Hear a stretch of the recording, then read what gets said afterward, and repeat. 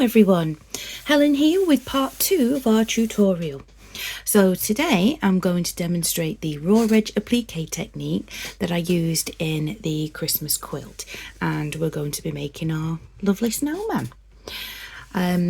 Just before I begin, I just want to mention that the applique templates, all the shapes, Santa and Mrs. Christmas, etc. I downloaded these templates from Shiny Happy World. You can just see it at the bottom there.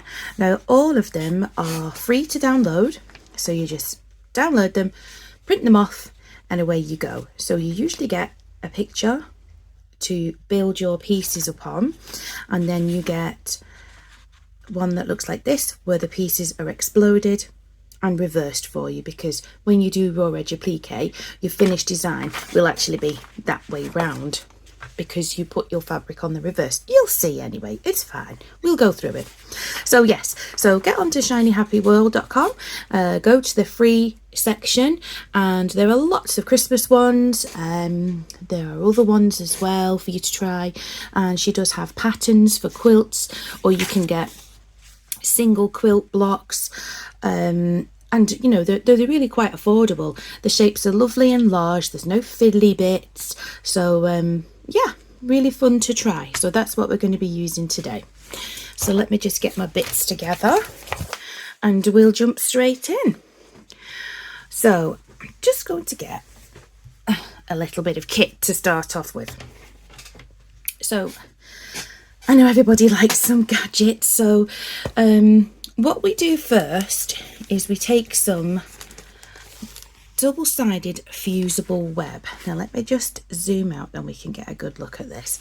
So I like to use Light Steamer Steam 2, which is a double-sided fusible web. So let me just get a piece out and I can show you what it looks like. There are other products available, I will say, and actually one of our new ladies managed to find a more affordable option, because Steamer Steam is excellent, but it is quite expensive if you're going to do a large quilt with lots of applique. So I have ordered some of this this other material, and I'm going to try it out, and if it's any good or I like it, I'll pop on and we'll do another video. So let's take a look. So Steamer Steam 2 comes in A4 pieces, and I think you get 5, or is it 4? No matter. And there are instructions on the back on how to use it. The light version is preferable for this. There are other versions of Steamer Steam, but the light version just means that it doesn't add extra bulk to your applique, so you don't get the stiffness. And what it looks like is, on one side you have a grid, a printed grid, and on the other side it's blank. So what we do when we trace our applique shapes, we always we always draw on the printed side. Okay, so let's pop that away and let's get to the exciting bits. Okay, let's zoom back in. Oops. All right. So first of all, we need our picture. And what we are going to do, we are going to trace all of our individual applique shapes. And we're going to trace them onto the grid side of our Steamer Steam. So you might be wondering, what's this? What's this gadget she's got? Well, this is what I like to use while I'm tracing all the pieces. This is a light pad. I'll just pop it on there. And it has 3 brightnesses. And what this does, this enables me to see through, let's zoom you in, through the Steamer Steam. Even though it is actually quite transparent, it makes it able for me to see through and draw my pieces. Now you don't have to have a light pad, it's not essential.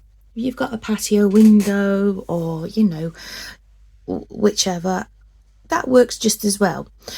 but when you're tracing a lot of pieces, standing up at the patio window can get a little bit tiring. So this is where a light pad comes in. So you can sit down at your desk or your dining room table, or even on the sofa watching TV with a lap tray, and you can trace all your bits out. Another tip that I like to use is I like to get some washi tape. Let me just zoom out.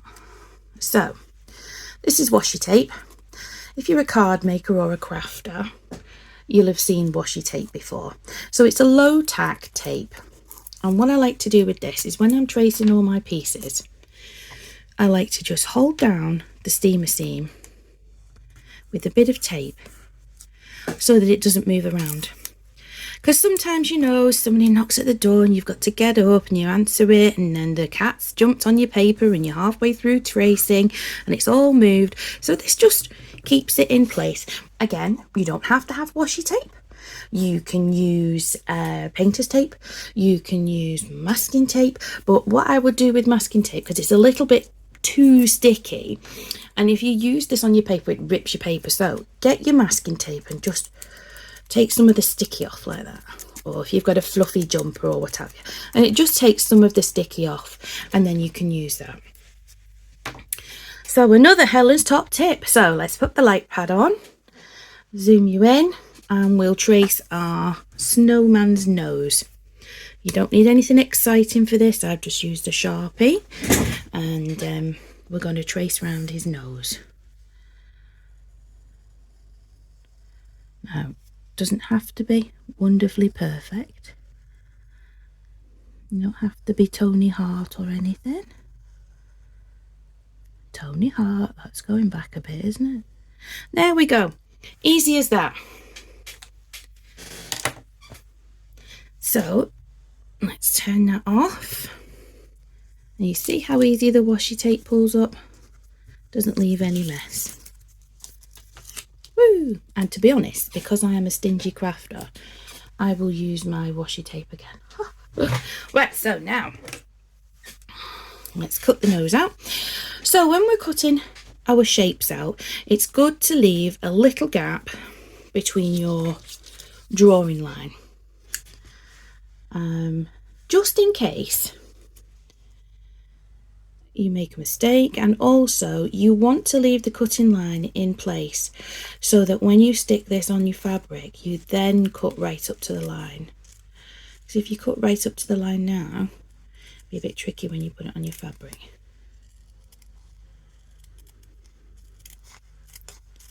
There we go. And that's it. That's all you do. So there we have one Santa nose, really. One snowman nose, all ready and done. So in true TV fashion, here are some I made earlier. So I've already gone ahead and cut out all the pieces for my snowman.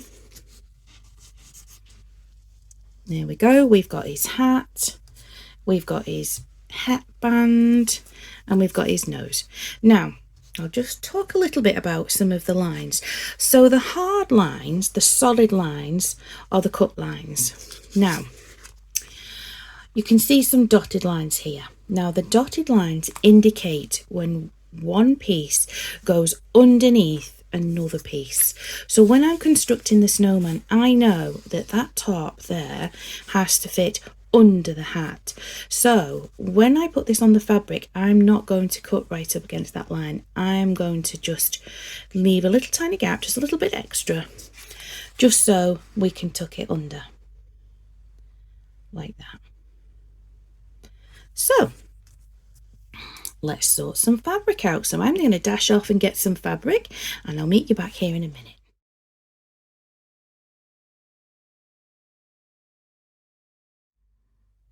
Hey everybody, right, I'm back, and I've picked out some fabrics in my scrap stash. Yes, scrap stash. So you need such a small amount for these things. For example, look, we only need for his eyes. Look at that. That is more than enough for his eyes. I've got some lovely orange here for his nose. Again, more than enough there. Red scraps for the hat. So you just need very, very small amounts of your fabrics. So dig into those scraps, everybody. You can make such fabulous textures and colours. You'll be surprised what you've got. Right, so first off, let's decide what we're going to do first. I think we will, let's try his hat. So let's move those out of the way for now. Okay, here is hat. Now this particular fabric, it is a plain one, so it doesn't, well, I wouldn't say it has a right or wrong side. I mean, I suppose if you looked really carefully and spent 5 minutes feeling it, but to be honest, it doesn't really matter. So what you would be doing is you would be putting it on the wrong side of the fabric. So here's his hat. So the side that we peel off first is not the side you've drawn on, it's the plain side. That's the side we peel off first. Now it can be a little tricky to undo. Now if you find you're struggling to undo it, just get a little pin and just scratch at it a bit. So as you can see, I'm peeling that off, and can you see those little dimples? That is actually the glue. Can you hear it? So that's the glue side. So let's remove this paper side. We don't want that. Although don't throw it away, because you can use it for other things.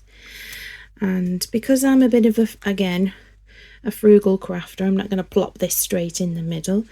I'm going to sort of put it there.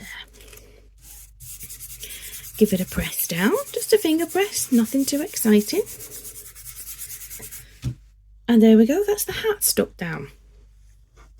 Now let's look at the hat band.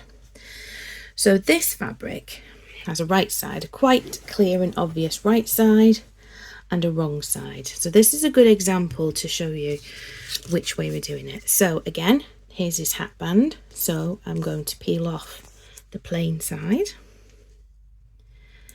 Ta-da-da. Oops, let's see if we can get it in. There we go. Can you see the little dimples of glue? Focus, there we go.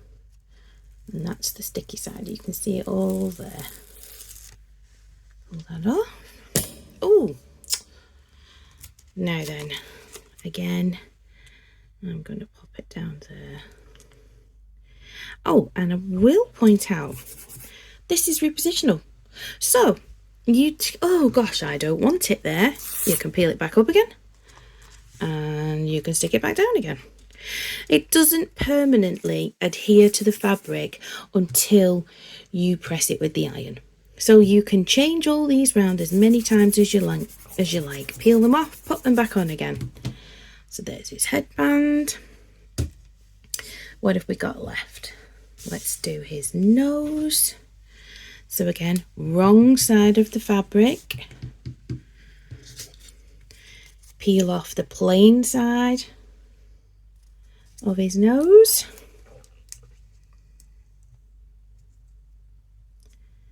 There we go. Now as you can see, I've written nose on there because sometimes when I'm doing a lot of pieces, and sometimes they can be similar in the way they look. Not in this particular one, but it's just a habit I have of writing on what the pieces are. Then I don't stick a nose where an ear should be or something. Put that over there. So we're building up our collection now. And let's use his eyes. Stick these on. Now for his eyes, sometimes I use black material, but today I've decided to try some felt. Obviously these quilts are not going to be put in on a hot wash, so there's no reason why felt wouldn't be suitable. And also one of the good things about felt is that it doesn't fray when you cut it. So that's felt's quite nice for applique because of that reason. Eyes, and for his face, now in the example I did use some scrap fleece I had, which worked really well. But today I'm going to use this rather nice white on white. So we're going to put it on the reverse side. And we're going to peel it off.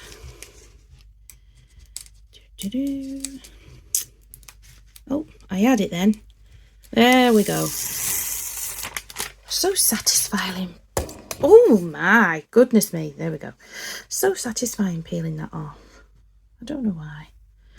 There we go. On we go. Let's move that down there a bit. Look at me being stingy with my fabric again. Oh, I've messed up my camera angle now. There we go. Stick it down. La la la la la la.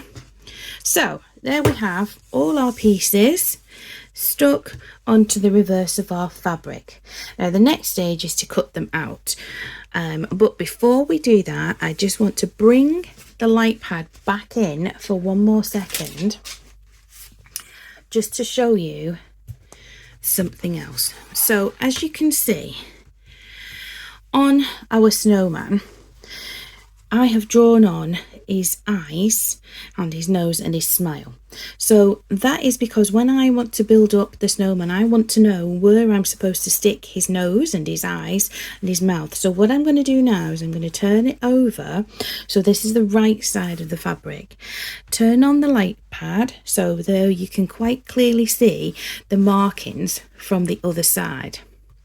And I'm just going to get a pencil and very lightly, or you can use a friction pen if you want to, but I had an experience with a recent frog quilt, and if you know me, you know what I'm talking about, and it kind of put me off the friction pens. I'm not saying they're not a good product. They are an excellent product. Anyway, so moving on quickly. So I'm just going to very lightly, with a pencil, just mark on where I need to position the eyes and his nose.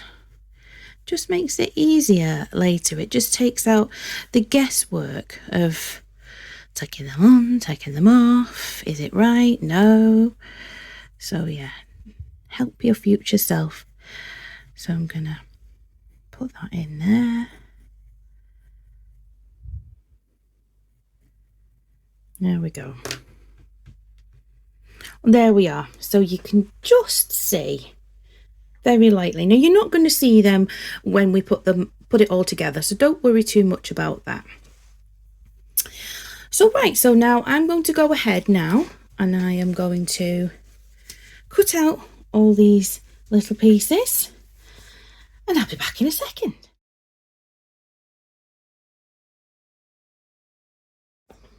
Okay, and we're back. So I've gone ahead and I have fused, no I haven't fused, I have stuck my steamer seam to the reverse of my fabric and I've cut them out. Now if you remember, we've transferred the markings from the back to the front using the light box. So now it's time to build up our snowman and then fuse them together. So I've got another little gadget here to show you. Again, this is not essential, but if you're building a complicated applique pattern with lots of different pieces to it, this is where this becomes quite useful. I could probably do the snowman without this, but it was useful for Santa and the reindeer when the positioning was a bit more important. So this here is a fusible, no it isn't, it is an applique fusing mat. This particular one is a brand called Millwood. I got a large one really, to be honest, and I really didn't need one so big. So what I've done here, oh goodness me, I've got, first of all, I've got my ironing surface. Then I've got my snowman picture. Then I've got the applique fusing mat. Now this top sheet here is a Teflon sheet. You can iron on this and it doesn't melt, okay? So first of all, let's reveal our snowman. And now we're going to start to build up our picture. So we are going to, first of all, we need to put his face down, because we know from the dotted lines on the back of our snowman that this goes underneath his hat. So we need to put this down first. Now some applique patterns do give you a number order in which to place the pieces, and some don't. This one, it's not necessary, it's very basic. So now what we're going to do is we're going to peel the gridded back off so that our fabric has got the sticky on. Again, this can be quite tricky, but persevere. There we go. You see? So let's peel that off. Now the applique fusing mat helps us to position our snowman and also build up the design before we transfer it to our block. So we just press that down, and again you can pull this up if you need to, because remember, we haven't fused it, we haven't done anything yet. So there we go. I'm quite happy with where he is. So next I'm going to put his hat on. Now as you can see, when we put his hat on, we can't really see through the mat to put his band on, but I don't think it's any great shakes to decide where to put the hat band. So let's pull this off. Ooh, come on. Gotcha. There we go. Again, you can see the sticky on there, and you can probably tell that it's still quite floppy, which is what you want. You want it to be nice and floppy. Let's see if we can put this on. Now remember, it doesn't have to be perfect. And remember that we're going to overlap the snowman's head slightly. Do you remember when we left that little piece of fabric? Just a small strip, that's all you need. Now you can see there that I'm not super perfect. See? Do you know what though? I'm not bothered. It's absolutely fine. It's not a national quilting competition. There we go. Okay, so would you know what? We're nearly done. So let's put his hat on. His hat band. Oh goodness me, I really must stop knocking this camera. Now, I think it goes like that. Yep. So let's take this on.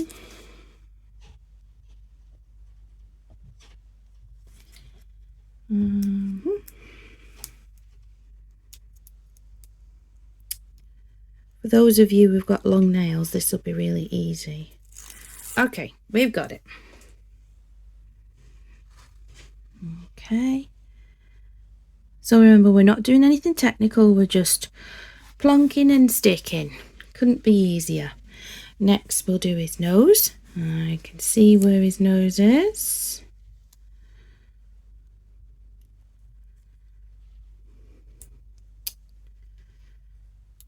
Come on, there we go.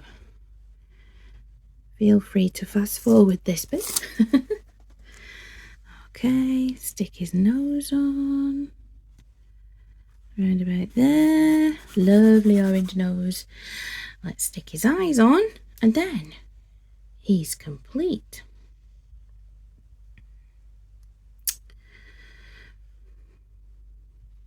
Oh, his eyes are being very stubborn.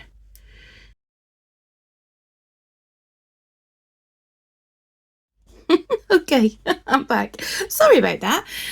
Eyes are a little tricky. Okay, so he's all well, he's not fused, he's all stuck together. And what we're going to do now is we're going to fuse him, but don't worry, he will not stick to the mat. Okay, this is what this applique fusing mat is designed for. So I'm going to pop the Teflon sheet over the top.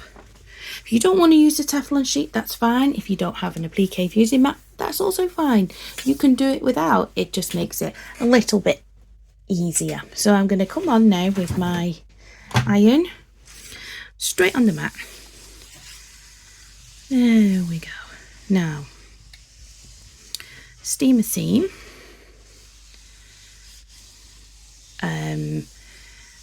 So it's about 30 seconds for fusing, but what I'm actually doing here is I'm just fusing the accessory pieces together. That's all I want to do at this point. There we go, that should be fine. And as you can see, the mat doesn't melt. Let's have a little check. Yeah, everything's good. Alrighty.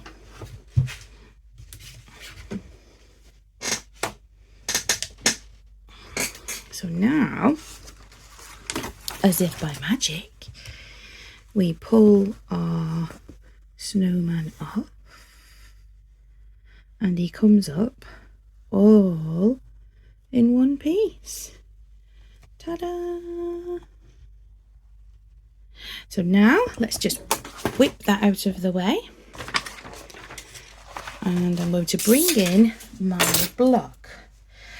So here I've got a block of fleece, which I then put some cotton over the top, and then I quilted. So I quilted my block first.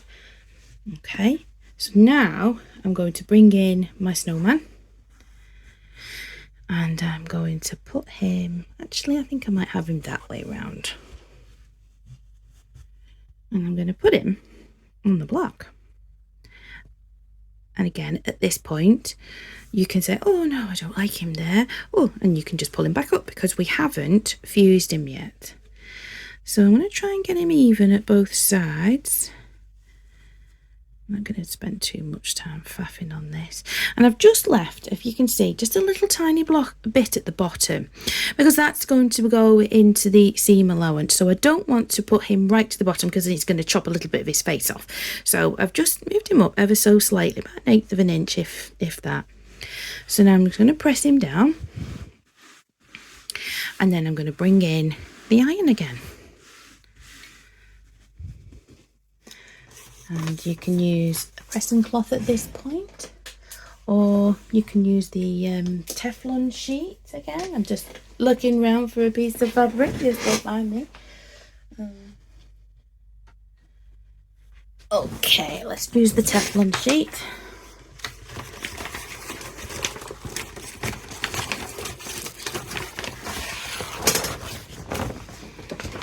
Over the top, grab the iron,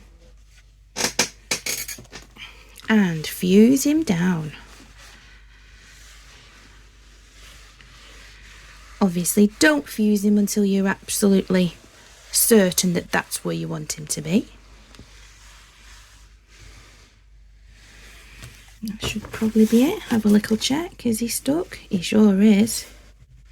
And there we go. He's on. He's done. Now all we've got to do is to sew around all the areas, and then I like to do a little straight stitch just for his mouth there. So that's all we've got left to do. So let's get sewing.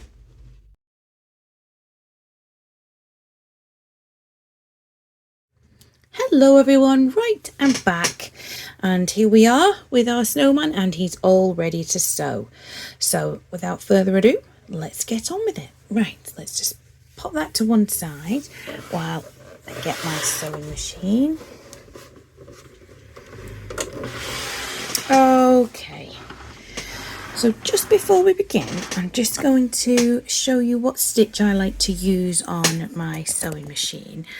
So mine is a Brother machine, and I don't know if you can see, but number 11 on my machine is a blanket stitch, or a blanket type stitch. So I'm just going to switch it on. There we go. And then on the controls at the top there, I'm going to put in number 11. And what I'm going to do, I'm going to lengthen the stitch slightly, but shorten the width. Because I don't want it to take too much of a jump over, but I also don't want it to be too short in the length. So that's just the settings that I like to use. You can use all sorts of different stitches. You can use, let's have a look what we've got. You can use zigzag stitch. You can use a blind hem stitch. With the steamer seam, they do say that you can use a straight stitch. I'm not too sure I'd use that. With our quilts, they're designed to be washed over and over and over and over again. So I'm not too sure whether the fabric would fray with a straight stitch. So I just prefer to use the blanket stitch. Right, so let's get you in close and we can see. And there we go. Now, I do have an open toe foot. I prefer that because then I can see where I'm going and I can see the lines. If you've got a foot that's got a clear centre, let me see if I've got one. Yep, you could also use that if you can see that it is clear in the middle there. But I just like to use the open toe one. It's just personal preference, really. So I've got, as I'm going to start off with the snow, I've got white thread in my top bobbin, and in the bottom bobbin I've got green, because the back of the fleece is green. So it just looks nice to do that. Right, so off we go. So what I'm going to do first is I'm going to just hand crank the needle down, just to position it right on the edge. So you want it so it's just dropping off the edge of the white fabric. Okay, so we are on the blue, but we're really close up to the edge of the white needle. Press the foot down, and then I'm going to take it slow. Now, a applique is not fast. It really isn't fast. You have to just pay attention to where you're going, make sure your stitches are in the right place. So slow and steady, that's the best way to be. So my machine will take a step forward, then it goes back, then it goes over to the left, and just takes a little piece of the fabric. So then it does the same again. So pay attention to where you're going, forwards, back, forwards, over to the left, and again. So note how slowly I'm going, because I'm making sure that I am staying right to the edge of the white fabric. So I'm actually sewing on the blue fabric, but really close up to the edge of the white fabric. And then the way this stitch works is it just takes a little bite like that of the fabric, and then off it goes again. Now, I like to use threads that blend in with the piece of applique that I'm using, but sometimes it looks really nice if you use a contrasting thread, especially if you're doing Christmas things, you know, if you're doing green thread on red or gold thread on red. You know, it depends whether you want your stitching to be a feature. It's entirely up to you. It's really hard to concentrate and talk at the same time. Okay, so I'm going to stop now and show you what we've done. So I'm just going to hand crank the needle up, press the foot up. I'm just going to pull these off to the side and snip the threads at the back, and then we can see what we've done. There. Oops, shaky camera. I'll just get a pokey tool just to highlight what we've done. So if you can see,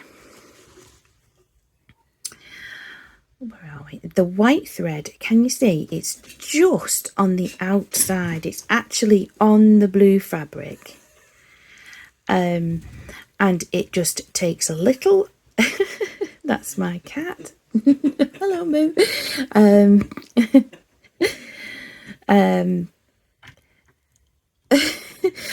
Take some white. I've lost my thread now, Moo. Right, okay, so we're on the outside of the edge there, and then it comes over, takes a bite of the white fabric, back out again. Next stitch, over, back, forwards, over, back, forwards, over, back. And that's the way it does. So concentrate on keeping this line of stitching as close to the edge as you can, and it really does give it a nice finish. So what I'm going to do now is I'll go ahead and I'll sew the rest of the snowman, and then I'll get back to you and show you the finished results.